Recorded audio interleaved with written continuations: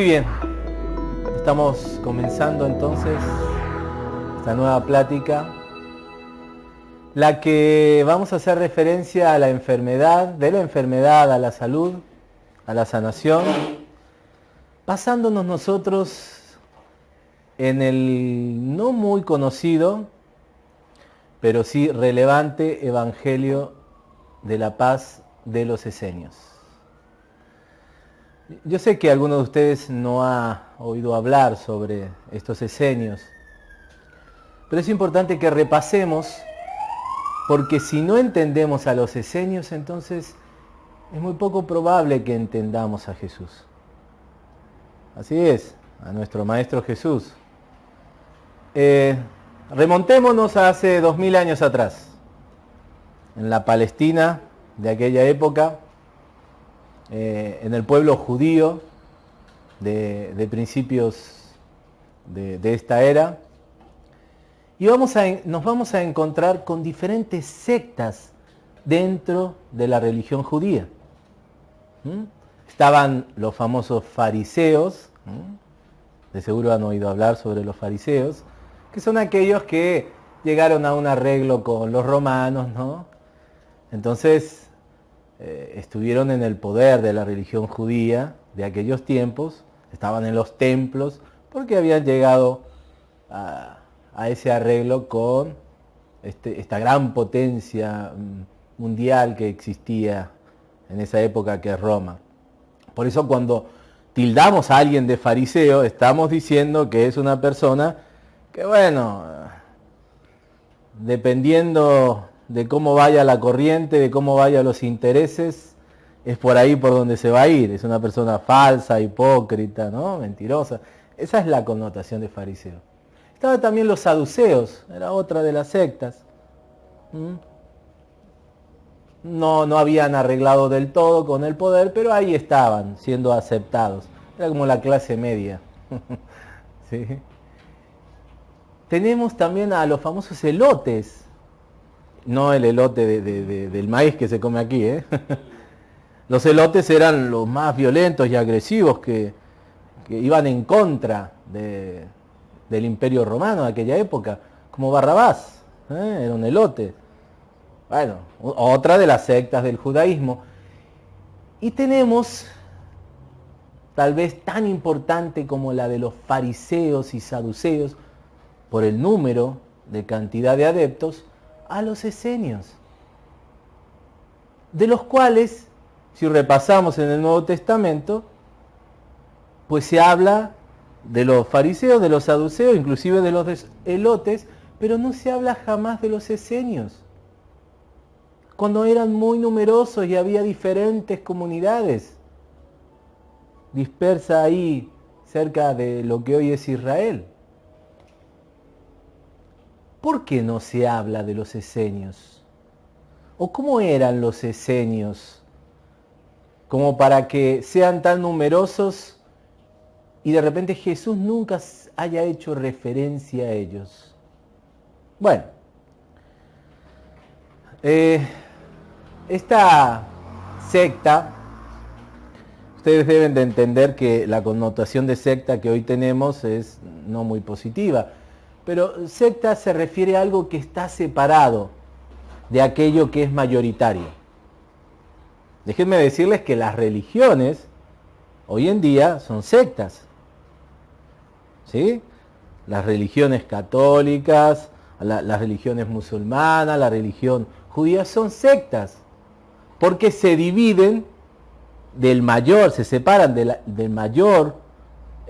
mayor cantidad de personas para decirse ellas como las escogidas, como las elegidas, como aquellas que poseen la verdad. Porque el cristianismo no es mayoría en la humanidad. Porque el Islam no es mayoría por sí sola en la humanidad. Porque el judaísmo no es mayoría por sí sola en la humanidad, y así. Entonces son sectas en definitiva, no son religiones. Porque las religiones debieran de buscar la unidad. De ahí viene la palabra religión, religar, unificar. Y bueno, hemos visto a lo largo de la historia que en vez de unir, lo que hacen es dividir, es separar. Entonces estamos llenos de sectas por todos lados hoy en día. Nadie se ha levantado y ha buscado la unificación de todas las sectas y llamar a la humanidad, ¿sí?, en unidad para que seamos todos unos y seamos una verdadera comunidad, todos juntos, que no tiene nada que ver con lo que se habla de la globalización, o del nuevo orden mundial. Eso es otra cosa. Ahí lo que se busca es someter a la humanidad, no a través de una unidad conciliadora, pacífica, sino de un sometimiento. Eso es otra cosa. Y es tema también para otra plática. Pero no nos vamos a ir por las ramas. Entonces, dentro de las sectas, hay sectas también. ¿Sí? Como dentro del cristianismo hay diferentes tipos de ramas, de sectas, como dentro del Islam también lo hay, dentro del judaísmo también lo hubo y también lo hay hoy en el presente. Y los esenios se caracterizaban esencialmente porque buscaban vivir en comunidad entre ellos. Preferían no estar cerca de las grandes ciudades o pobladíos que existían en ese tiempo y en ese momento.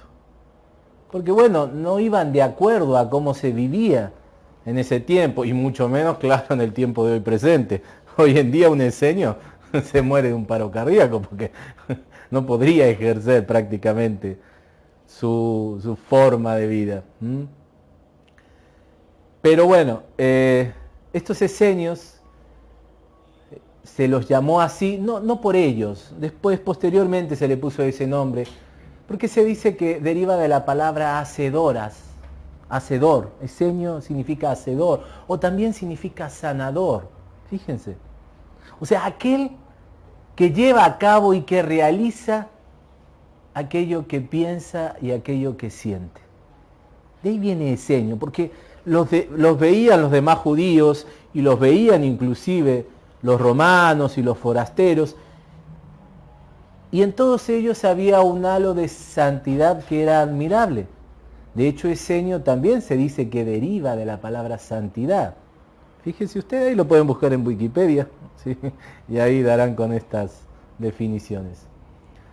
Entonces, nos encontramos con una comunidad de raíz, por supuesto, judaica, pero que vivían ellos de una forma muy peculiar, de una forma extraordinaria.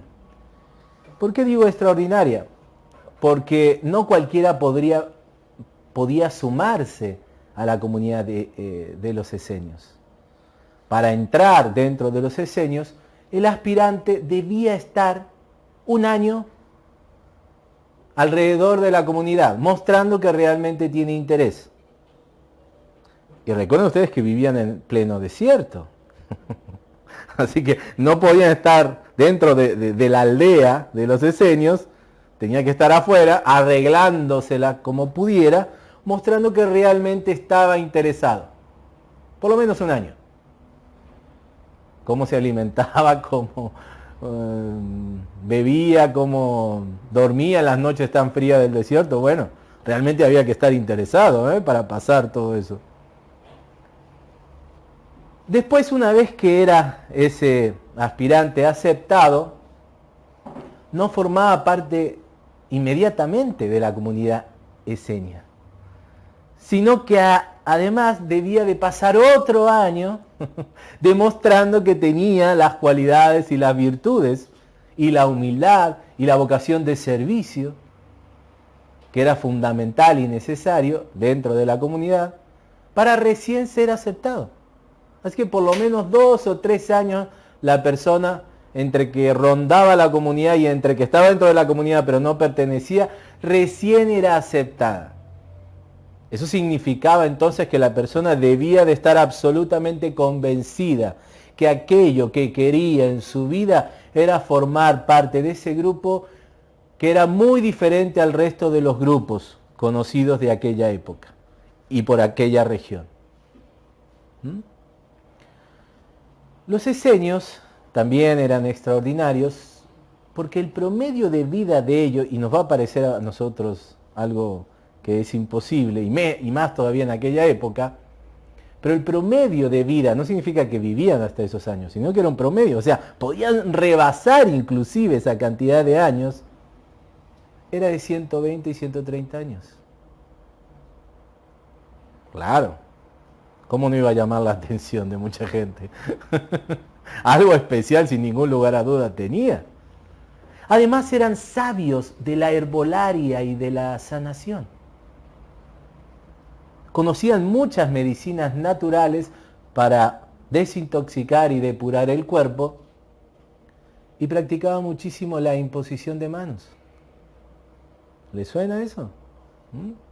Jesús hacía eso. Hoy en día nos llega a nosotros en una de las formas como el Reiki. ¿Sí han oído hablar del Reiki?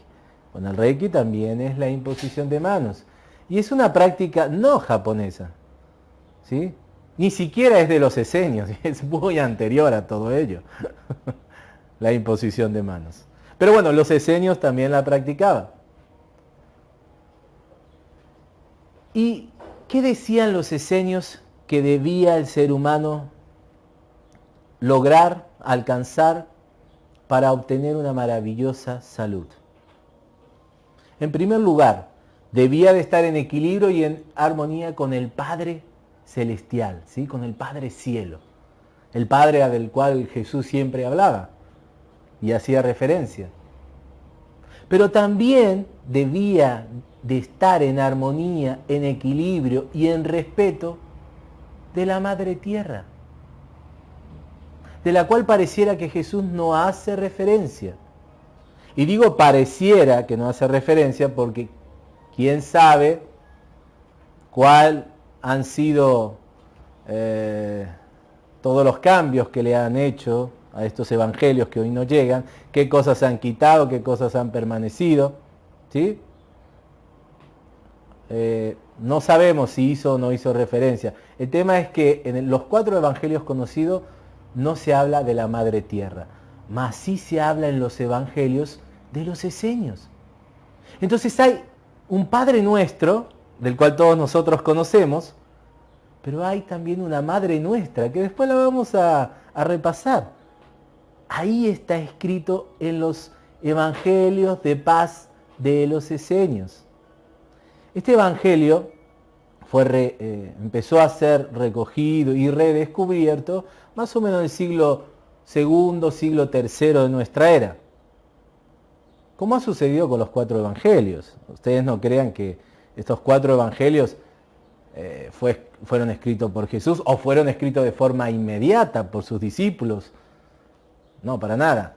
Los 4 evangelios, si ustedes averiguan o empiezan a ver cuáles son los orígenes, verán que se escribieron a partir del primer siglo, segundo siglo, ¿sí?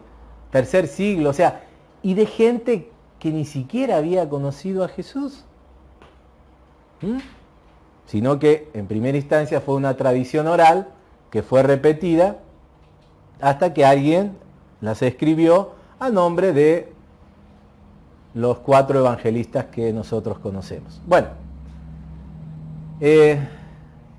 a partir del tercer siglo, San Benito recogió este Evangelio de la Paz. No sé si hayan oído hablar de San Benito. Se conoce la medalla, ¿no? De San Benito, muy famosa. San Benito es el patrono de Europa y él instauró las leyes para que se hagan las abadías y bueno, y surja todo esto de los monasterios y las personas que querían dedicar su vida a Dios, muy similar a los esenios, claro, porque San Benito aprendió de estos textos esenios y se inspiró para luego realizar, en el año 400 más o menos después de Cristo, apenas fueron descubiertos o redescubiertos estos evangelios, se inspiró para crear estas comunidades también monásticas en Europa. Y de ahí surgieron los monjes y los monasterios, todo gracias a San Benito, que luego después Ratzinger tomó el nombre de San Benedicto, justamente por Benito, San Benito, ¿sí? Bueno, más o menos un poco de historia. Y bueno, no podemos nosotros dejar afuera que si eran realmente tan reconocidos los esenios en la Israel del año cero, si eran tan numerosos, ¿acaso Jesús no recibió cierta inspiración, ciertas enseñanzas, ciertas tradiciones de los esenios? Y claro que sí, por supuesto que sí. Y más se ve en San Juan Bautista. En San Juan Bautista prácticamente casi no hay duda que era un esenio. Por cómo vivía, por cómo predicaba. Era sumamente radical, era estricto. Ustedes habrán visto películas, ¿no?, sobre San Juan Bautista y bueno, y ahí estaba en medio del desierto comiendo saltamontes, ¿no? Muy austero este hombre y radical y con un gran valor y una gran templanza y fe y fuerza. Así eran los esenios de esa época, con una gran convicción, con una gran entrega a sus creencias. Entonces, bueno, si vemos a San Juan Bautista y, por supuesto, pariente y primo de Jesús, y vemos también las enseñanzas de Jesús, las analizamos un poco, sin ningún lugar a duda recibió una gran inspiración o enseñanza inclusive de los esenios. La pregunta es, ¿Jesús era esenio? Yo diría que no, aunque muchos dicen que sí, yo diría que no. No era esenio porque Jesús no se caracterizó por ser radical, ¿sí?, y por ser un fanático. Algo que, recuerden ustedes, hace 2000 años atrás, en pleno desierto, en esas épocas, en esos tiempos, si no se era así, era muy difícil de prevalecer, ¿no? Hoy en día, si los esenios se presentaran en estos momentos, pues tendrían que readaptar muchas de sus tradiciones, de sus reglas, de sus leyes. Jesús era un adelantado a su época.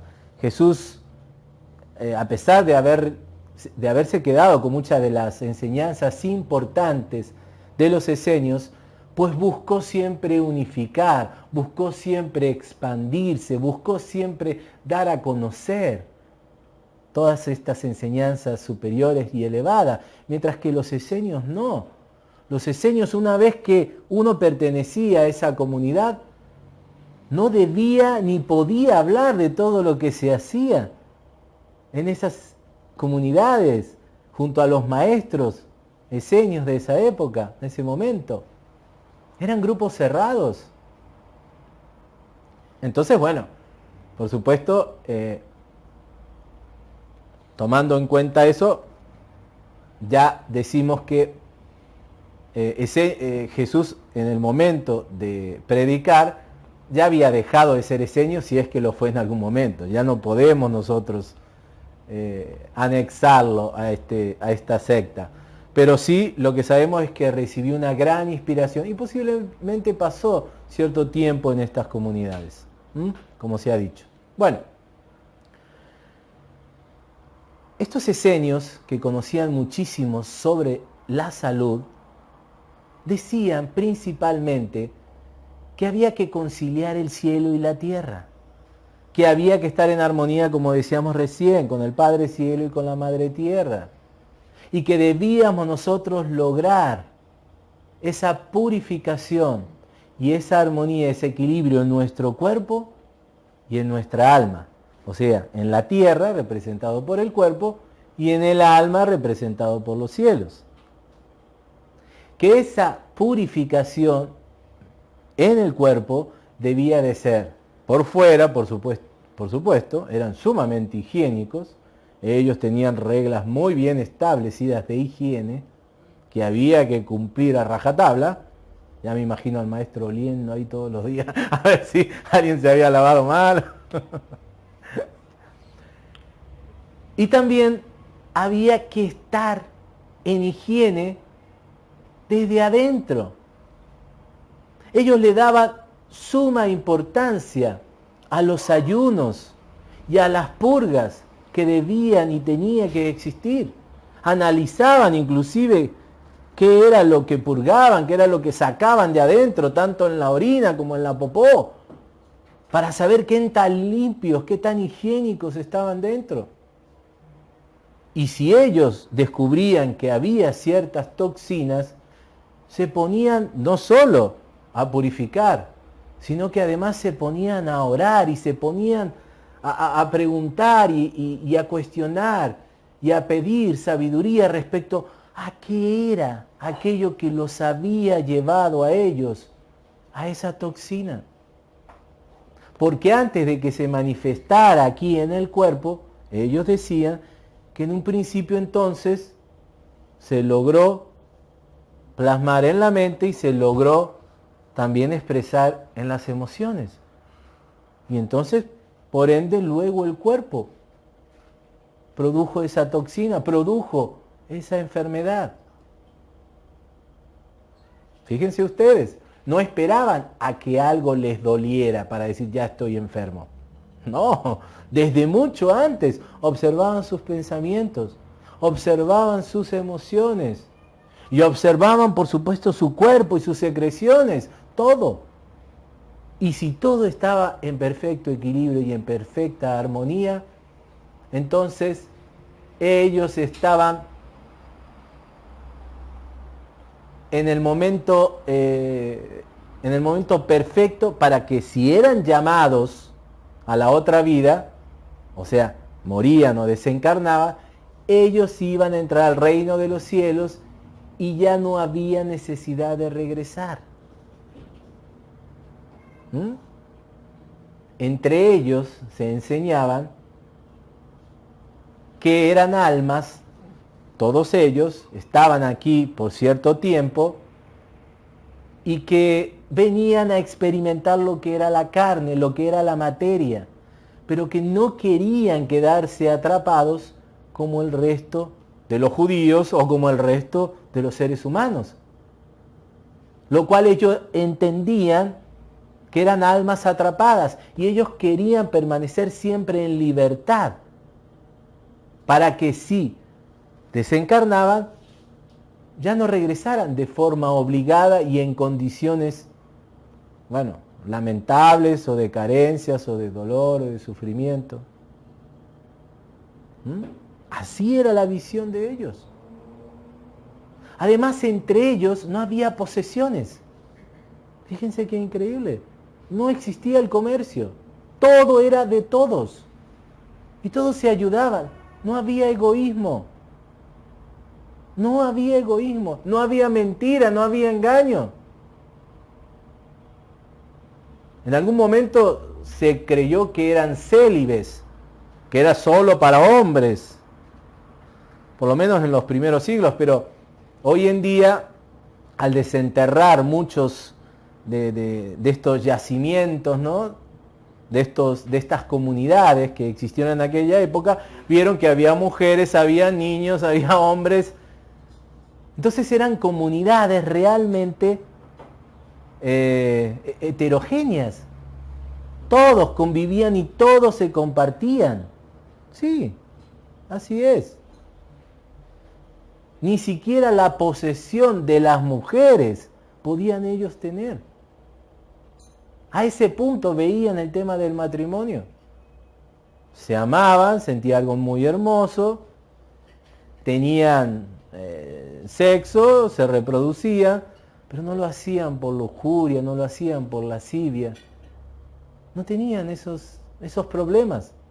Y si de repente el esposo o la esposa, que no le llamaban así, fíjense la connotación de esposo o esposa, ¿no? O sea, el hecho de estar ahí atados, como si las almas venimos a este mundo a estar atados, a estar limitadas. No es así. Si yo estoy con alguien es por mi propia libertad, no por mi propia esclavitud. No porque estoy atado, encadenado a esa persona, sino porque yo elijo estar ahí. Ojalá algún día se cambie ese término de esposo y esposa y se ponga, bueno, mi hombre libre, mi mujer libre, ¿no? Sería más bonito. Ella es mi mujer libre, él es mi hombre libre. Qué maravilloso, es más hermoso. Bueno, Entonces, sí, tenían de repente esta situación de que tanto la mujer o el hombre se enamoraba de algún otro de la comunidad, pues simplemente lo aceptaban. No había ningún problema. No había celos. Así eran los esenios. Por supuesto. Fíjense ustedes para ver la distancia que existe con los judíos de aquella época. Por eso, de alguna manera, vamos entendiendo que tenían que alejarse de las ciudades y que tenían que forjar comunidades muy separadas. Además, tampoco comerciaban. Imagínense ustedes un judío que no comercie. Eso era aún más escandaloso que el tema de las parejas. Que un judío no comercie, que un judío no maneje dinero. ¡Mamma mía! Eso es totalmente contradictorio. Bueno, el tema de los esenios también se hizo famoso allá por el año 47 en Qumran, donde se descubrieron los famosos rollos del Mar Muerto. ¿Sí han escuchado de estos rollos? Estos rollos del Mar Muerto, que se cuenta que de forma accidental un pastor que había perdido alguna cabra o algún animal, creyó que estaba metido en una cueva, tira una piedra a esa cueva para que salga el animal y se rompe un jarrón, hizo un ruido extraño, entonces se asomó creyendo que había oro, creyendo que había fortuna. Y claro, se decepcionó el pastor. Pero había algo mucho más valioso que joyas y oros en esos jarrones. Estaban estos famosos rollos muertos del Mar Muerto, que fueron alrededor de 800 rollos los que se encontraron de forma posterior, en donde descubrimos esa comunidad famosa de Qumran, en la zona, en la región donde se encontraba esta comunidad, y que ahí tenemos un canon de sabiduría increíble respecto a lo que los esenios enseñaban. Ahora fíjense ustedes, tardaron 50 años en dar a conocer lo que esos textos expresaban, lo que esos textos decían. 50 años. Claro que hubo y existió la interferencia del Vaticano, del judaísmo, no dar enseñanzas, no revelar esas enseñanzas, porque eran muy comprometidas. Siguen siendo hasta el día de hoy muy comprometidas. ¿Y cuál es de esas revelaciones las más comprometidas, principalmente para el Vaticano, para el cristianismo en su totalidad? Ni más ni menos, señoras y señores, es que esos textos que se descubrieron, esos evangelios extraordinarios, maravillosos que se descubrieron en Qumran, gracias a este pastor, hablaban del cristianismo, de las enseñanzas de un Cristo que daba relevancia profunda al amor. Pero el tema es que se escribió 200 años antes de que Cristo naciera. Ah, caray. Bueno, claro que a la iglesia le empezó a temblar las patitas, ¿no? Porque entonces este Mesías no venía con una enseñanza exclusiva y total y absolutamente nueva.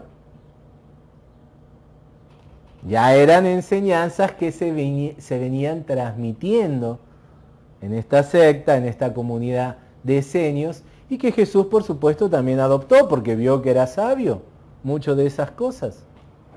Entonces por eso se tardó 50 años en dar a conocer, y afortunadamente hoy tenemos acceso. El tema es que no se ha profundizado y no se le ha dado mayor seguimiento a estos textos, ¿no?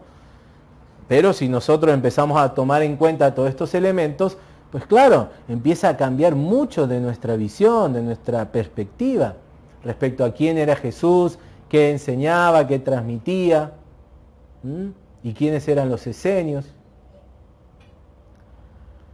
Jesús superaba a los esenios sin ningún lugar a duda. Lo superaba porque él tenía la intención, como le dijimos hace un rato, de unir, de unificar.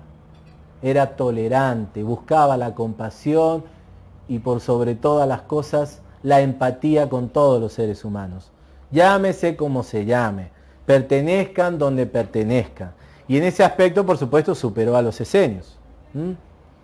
Pero sí sería interesante concentrarnos un poquito y poner atención al Evangelio de la paz de los esenios, porque este Evangelio se supone que fue el mismo Jesús que lo escribió.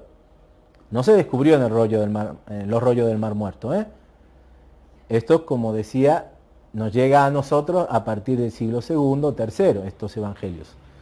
Y ahí los esenios hablan de Jesús también como un gran maestro, y hay ciertas referencias, las cuales aquí me traje el iPad para empezar a repasar y para empezar a tomar en cuenta nosotros.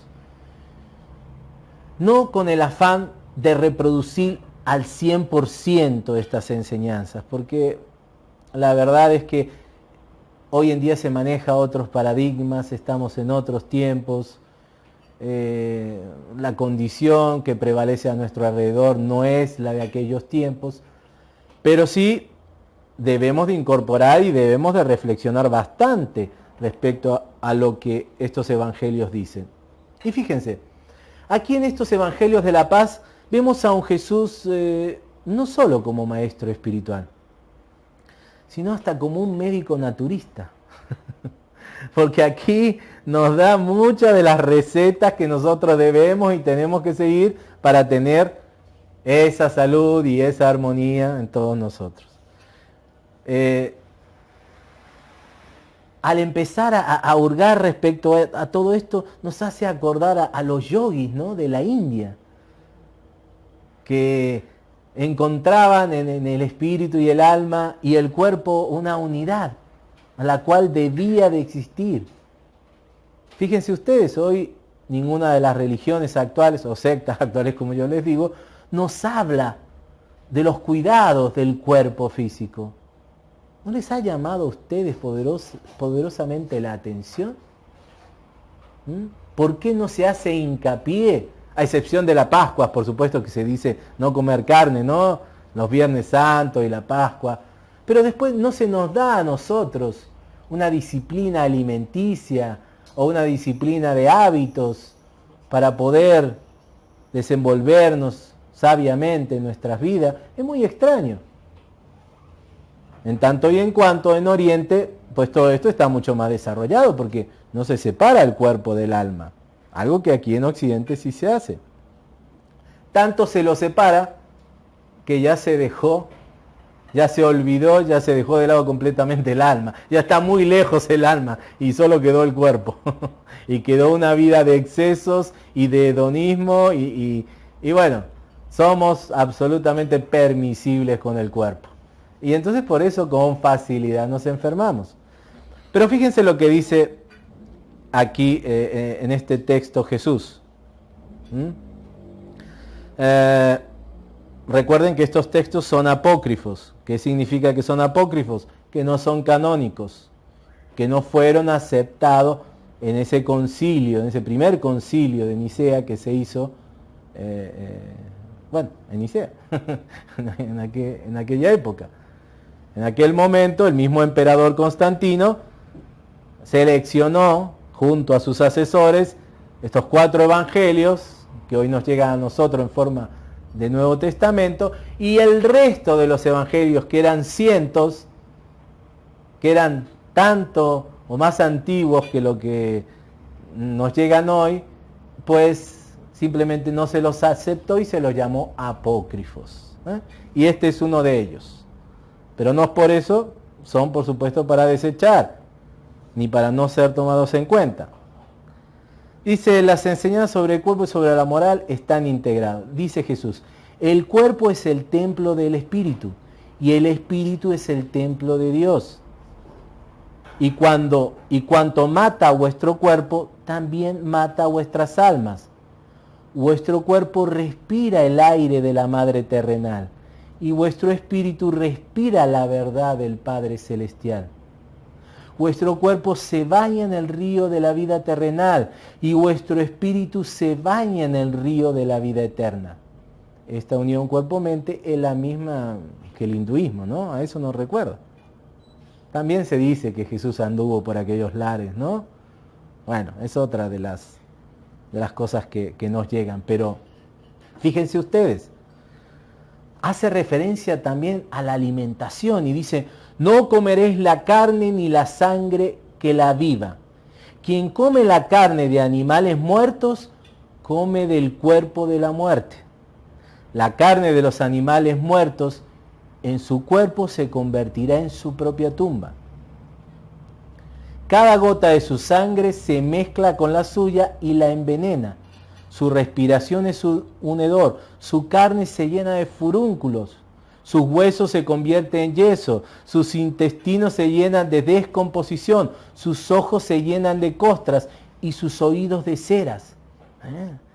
La toxicidad de la carne, y es real esto. Si nosotros consumimos carnes en exceso, empezamos, ¿sí?, a expeler este tipo de toxinas. Ellos ya se habían dado cuenta, ya habían puesto atención a todo esto. Por eso decían, no peques más, no vaya a retornar otra vez Satán a tu cuerpo. Directamente. Le llamaban el comer carne, el descomponer el cuerpo, el llenar de cadáveres tu estómago, le llamaban estar con Satán. ¿Sí? Fíjense ustedes. Hablaban de la alimentación lacto-vegetariana. Recuerden ustedes que se supone que es el mismo Jesús que está diciendo todo esto. Y dice, comed pues siempre de la mesa de Dios los frutos de los árboles, el grano y las hierbas del campo, la leche de los animales y la miel de las abejas. Bueno, entonces fíjense esta idea, este pensamiento, este conocimiento de que si comemos cadáveres, entonces, si comemos muerte, entonces nosotros nos llenamos de muerte. Vamos matando al cuerpo. Si comemos cosas vivas, entonces nosotros vamos llenando el cuerpo de vida. Y se los está diciendo alguien que no es vegetariano completamente, ¿eh? Yo no soy vegetariano completamente. Debo de aceptarlo, debo de asumirlo. Pero también sé perfectamente que tiene sentido este pensamiento, que tiene sentido esta enseñanza, que es mucho más sabio alimentarse de cosas vivas que de cosas muertas. ¿No han hecho de repente ustedes una dieta de vegetales y frutas y verduras? ¿No se sienten de forma extraordinaria cuando lo hacen durante cierto tiempo? Se siente uno mucho más vital, mucho más positivo, mucho más lleno de energía. En cambio, las personas carnívoras o aquellas que son en exceso carnívoras son personas más violentas, son personas más mundanas, son personas que emocionalmente llegan a tener un grado de inestabilidad mayor a aquel que es vegetariano. Y esto basta nomás con experimentarlo, o basta nomás con observarlo, y no hay forma de negar esto. Ojo, yo no soy vegetariano 100%, pero esto es así sin ningún lugar a duda. Ahora, también aquel que es vegetariano luego o empieza a llenar su dieta de mayor alimento vegetariano, ya empieza a dejar por sí solo la carne. ¿Sí se han dado cuenta de esto? Ya el olor a la carne, el sabor a la carne ya no resulta tan atractivo como lo fue cierto tiempo. Yo siempre recomiendo y sugiero a las personas, como lo hace la publicidad, coman verduras y frutas. ¿Sí? Toda la publicidad de alimentos que son chatarra dice coma verdura y fruta. Bueno, pero que no solo quede en un mensaje. Llevemos a cabo eso y veremos todos nosotros, como me ha pasado a mí, que si bien no dejé de todo la carne, pero sí la fui haciendo completamente a un lado cada vez más. Y eso que soy argentino. Y eso que mi alimentación de niño fue carnívora 1000%. Si no había carne, era no comer. Así de simple. Yo hasta los 16, 17 años comía carne todos los días. Es que no había otro alimento. Así aprendí, así se me enseñó. Y así creé un hábito de todo ello. Poco a poco, luego, con estos conocimientos, fui cada vez más incorporando las verduras que no me gustaban en aquel momento, como a muchos de nosotros tal vez nos ha pasado, y que después a uno le empieza a encantar y le empieza a gustar. Y ya la carne ya tiene poco peso. Es más, si hemos de comer carne, posiblemente elijamos las carnes blancas, ¿no? El pescado, el pollo, que tienen por supuesto mucho menos toxinas que el cerdo, el puerco o la res, la carne de vaca. ¿Sí? Bueno. Perfecto, entonces, dice también Jesús, no comáis nada que el fuego, el hielo o el agua haya destruido. Fíjense. Claro, porque quería que el alimento estuviera vivo. Y es real. Si nosotros, ¿sí saben lo que es una cámara Kirlian? ¿Sí? La cámara Kirlian toma una fotografía respecto a el campo áurico que las personas o los alimentos o los objetos pueden llegar a tener. Claro.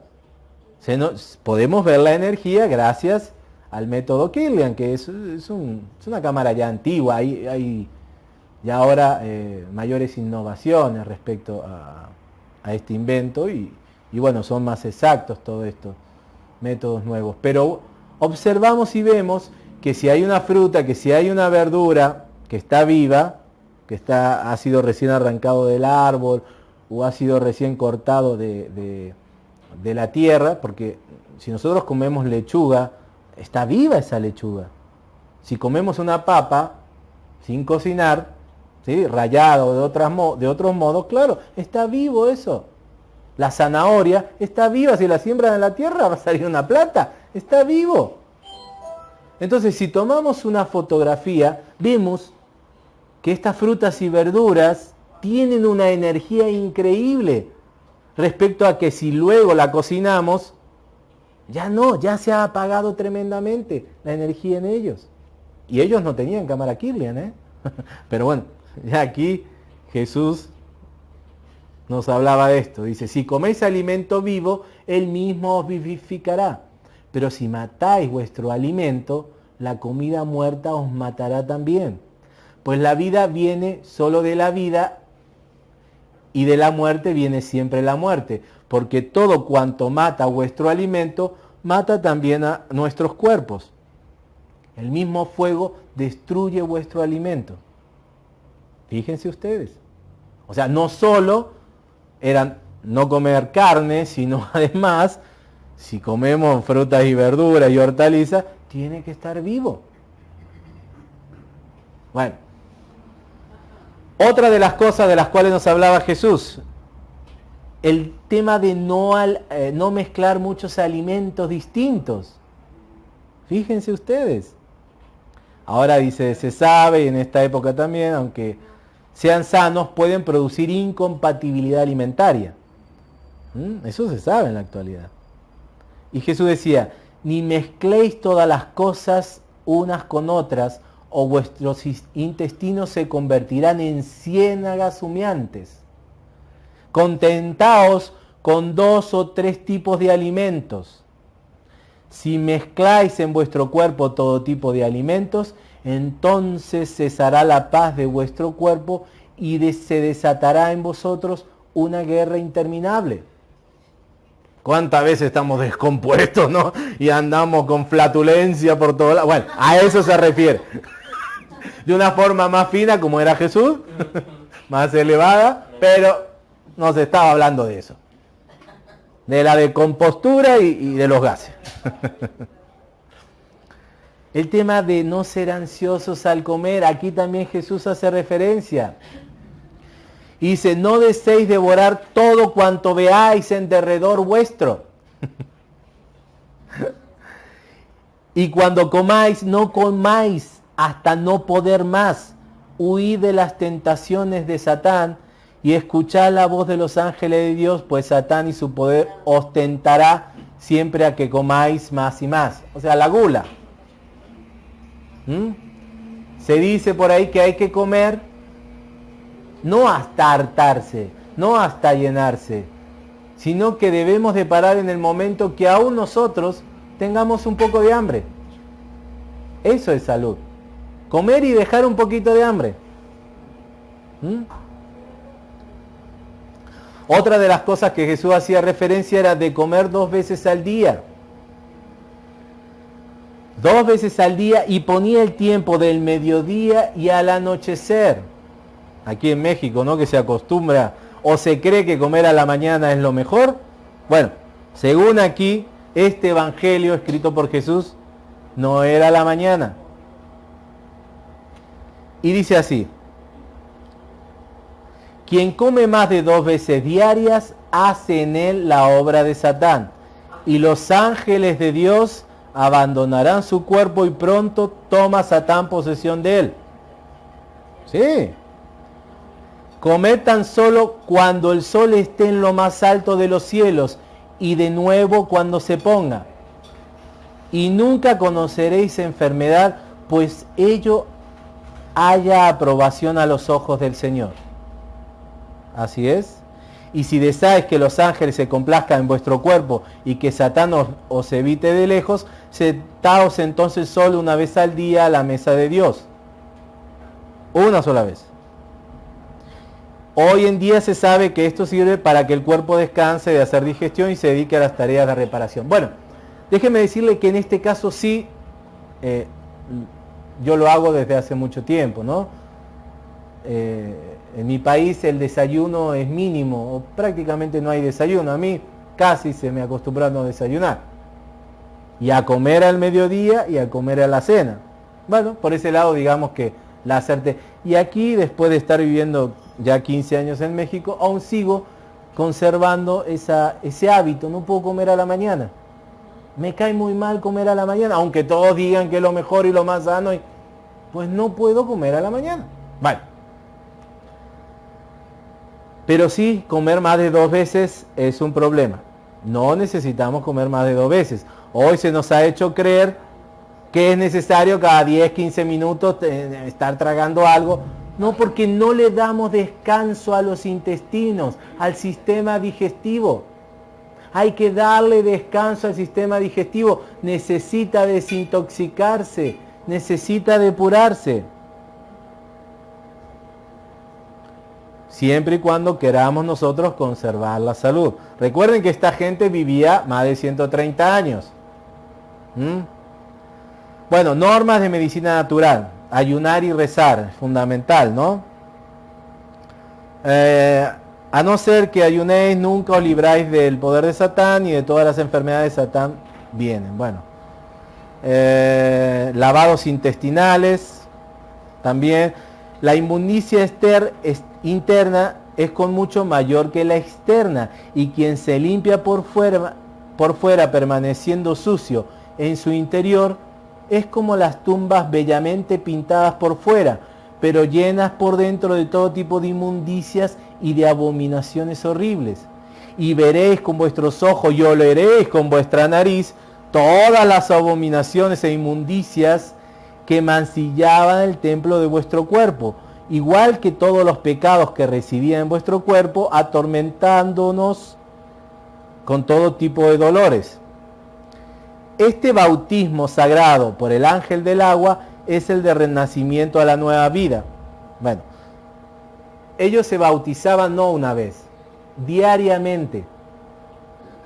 Por fuera, o sea, se higienizaba, y por dentro también.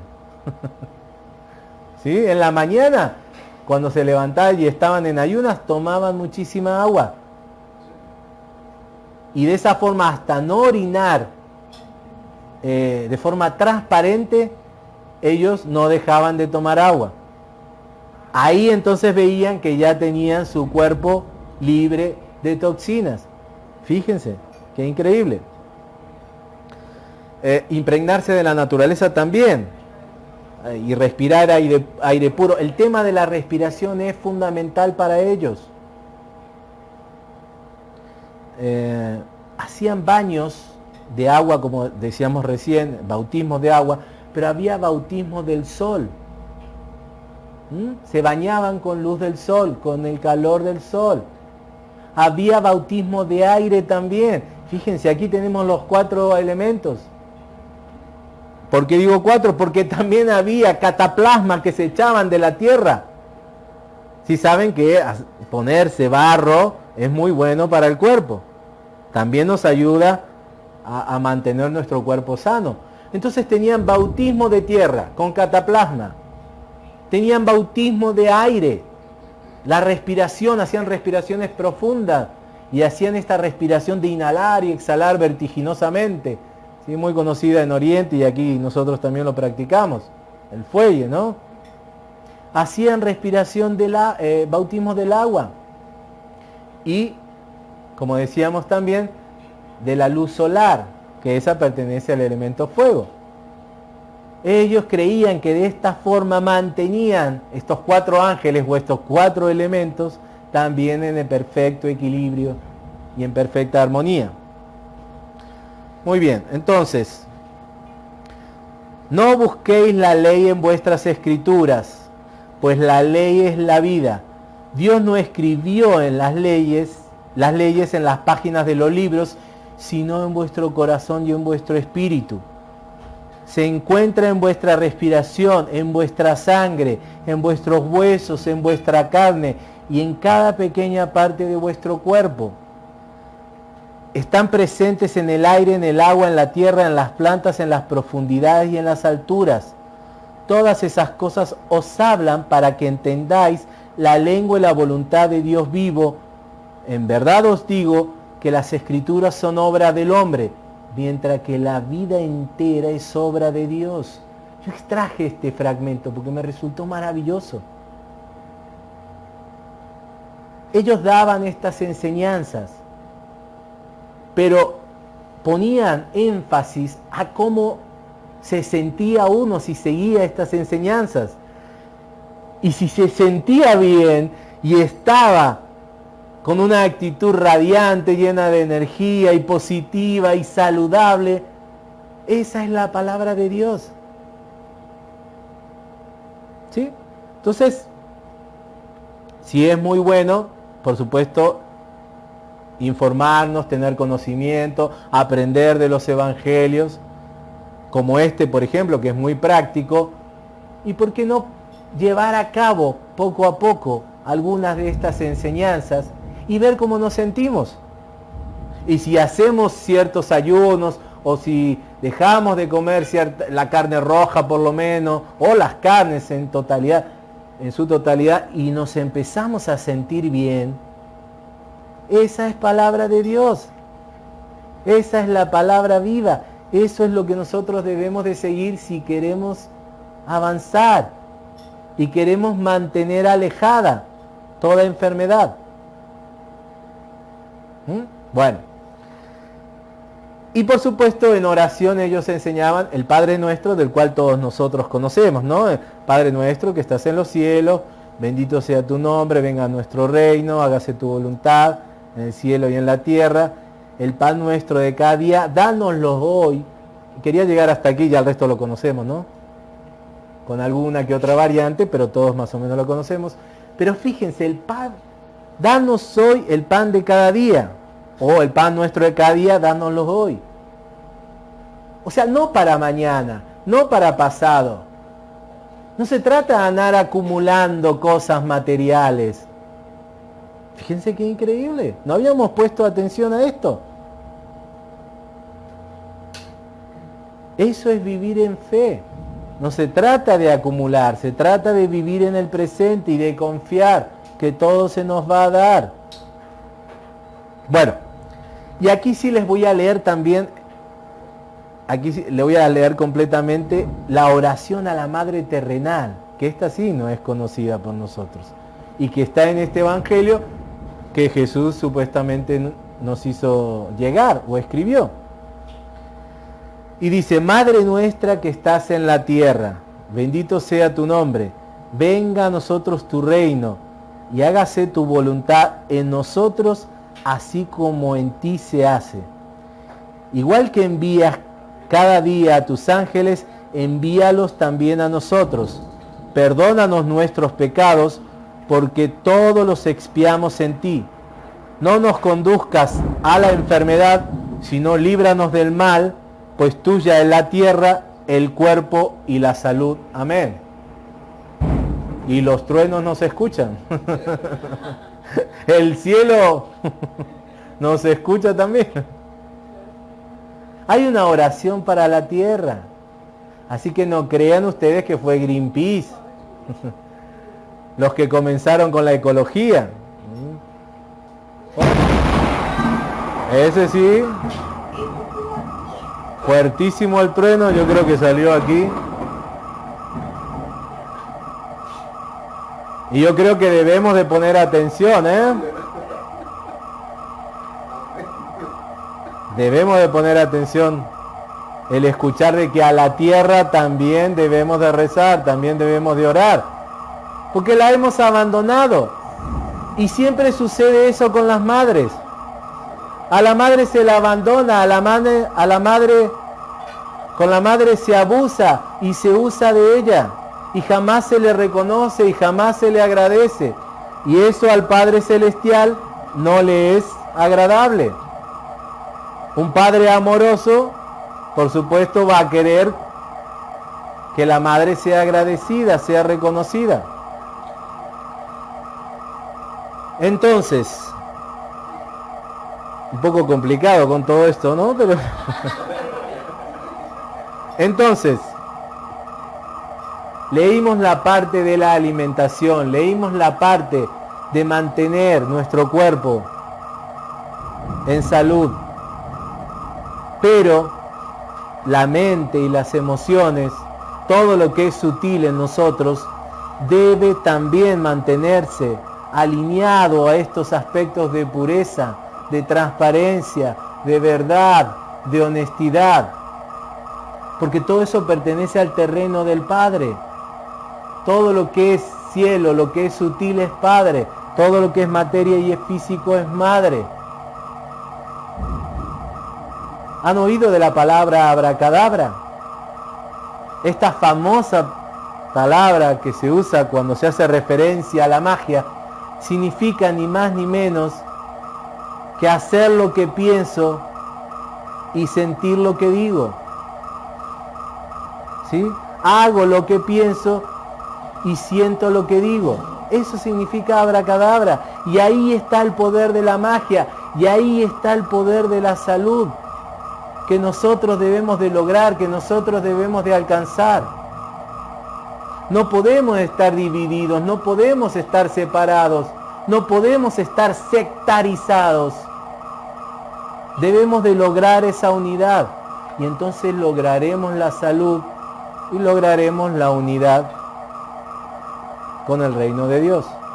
¿Sí? Bueno, muy bien, hasta aquí paramos entonces. Gracias.